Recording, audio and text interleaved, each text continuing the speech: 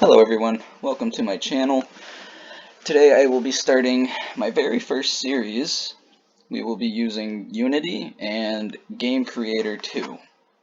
Now I've noticed a lack of GameCreator2 tutorial videos on YouTube, so I've decided to do them myself and hopefully spread some knowledge that I've learned over the past couple months since its release. The series I'll be starting is a survival series. Survival is my favorite genre, so I'm happy to share what I know and pass it on to you guys. Anyways, we can get started here. As you've noticed, I've already started a little bit here. I've got some dividers to keep things organized. I've got a couple new folders for my imports, which I got a Cinti pack, the Apocalypse one.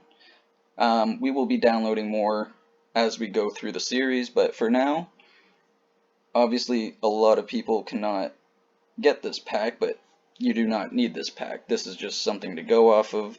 You can use your own, as well as this. It's just a UI pack for some clean buttons and little images. I've also got a project folder here, just stuff that I've already created to put into my project. TextMesh Pro, I'm sure you have that too.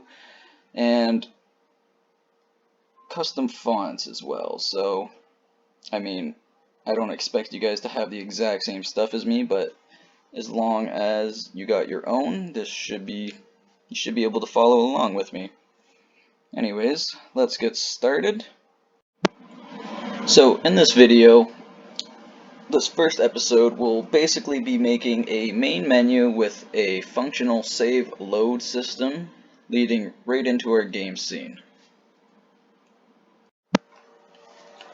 Alright, so to start this off, one thing I didn't mention, I have created an empty in my hierarchy called GameLoad, and I've put everything under GameLoad. This will serve as this is going to decide whether our game has a save game or a load game, and it will know whether or not to start a new game or continue your game. So we'll get into that later, but let's just make sure we put that there for now. We're going to stick everything in our scene within GameLoad. Okay, so to start off, I've also, you can't see my drop-down menus because I'm by no means a content creator, so I'm going to try to explain everything as I go without the drop-down menus. Hopefully you guys get the gist of it, and hopefully in the future, if the series takes off and people like it enough, I'll step up on my end and I'll make real content tutorials. But for now, I'm just passing my knowledge. Okay, so that out of the way, let's get actually started. So, under build settings, I'm making for Android. So, this might differ between you guys, but for me, I'm doing Android. Everything should be the same for the most part. But because I'm doing that, I've set my screen size to 2960 by 1440 landscape. So we're going to create a canvas, and we're going to base the size off of that. So this canvas, we're going to scale with screen size. I know you can't see my drop-down menus again, but try and keep close attention so you don't get lost.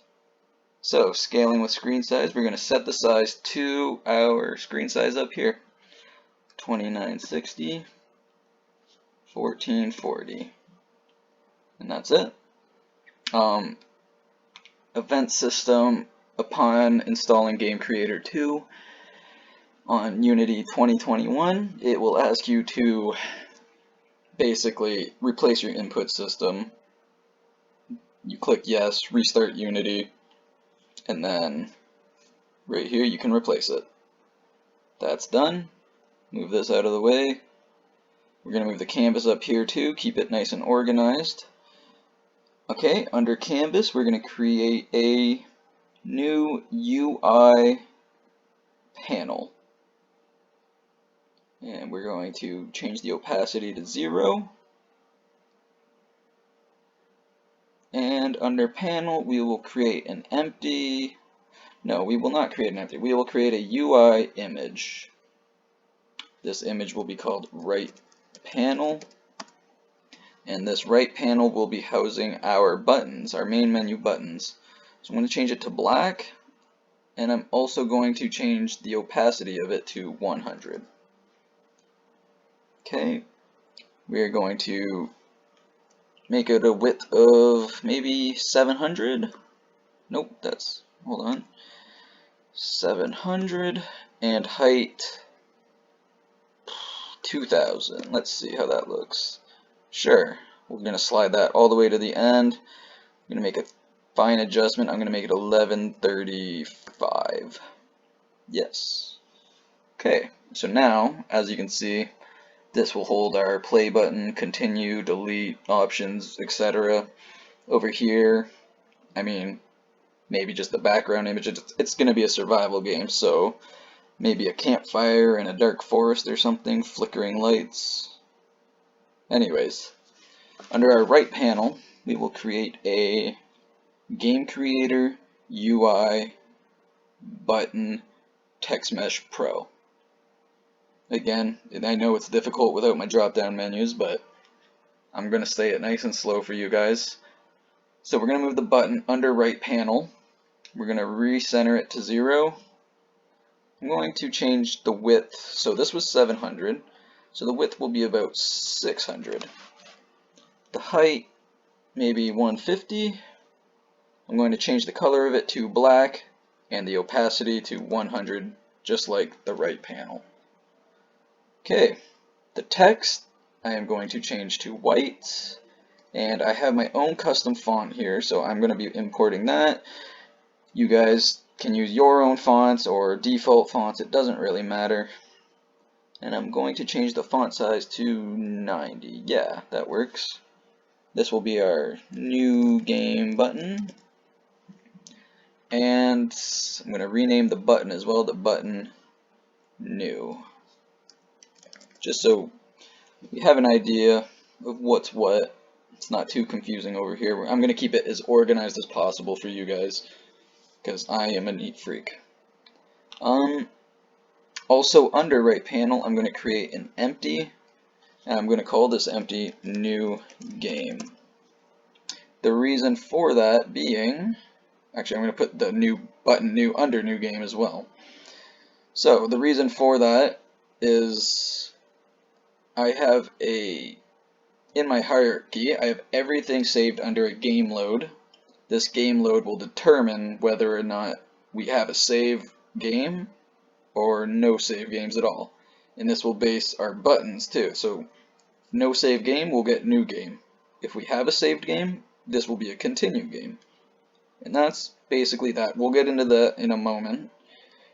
So for now, everything's under game load. And then the right panel, new game, under new game is our actual new game button. Okay, we're going to move this button down a bit. Now I'm going to copy and paste new game, and I'm going to rename it load game. Okay, and the button for load game is going to be renamed to button load, and the text will say continue. Alright, I'm going to copy and paste the button load and rename that to button delete.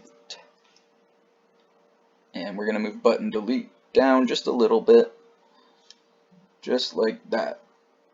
Alright, so now I am going to turn off both of these buttons. So now we will go to our game load and we will write in the trigger that determines whether or not this is a brand new game or if we have already played it. So trigger on start, we're going to add the instruction to run conditions. Run conditions. Okay, now we're going to add a new component, conditions, and we're going to drag and drop the conditions up here. Okay, now for conditions, we're going to add branch. If, I'm going to type in save, and then you'll see has save. So if the game has saved game, Then we will set active load game. Okay, new branch. If save game is not saved, then we will set active new game.